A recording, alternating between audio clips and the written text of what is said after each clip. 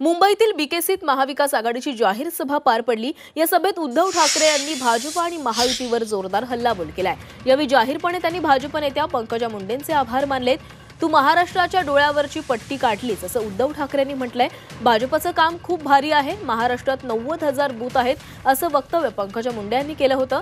या विधानाचा उल्लेख करत बूथवरची लोक भाजपनं गुजरातमधून आणल्याचा आरोप ठाकरेंनी केला।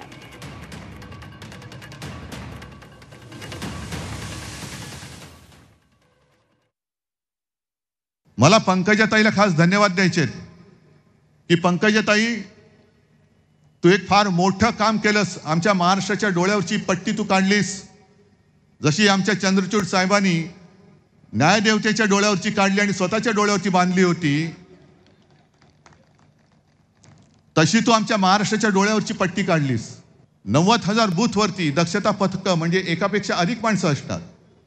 एक माणूस जरी धरला तरी 90,000 बूथवरती 90,000 माणसं, 2 धरली तर 1,80,000, 3 धरली तर त्याच्या पटीत।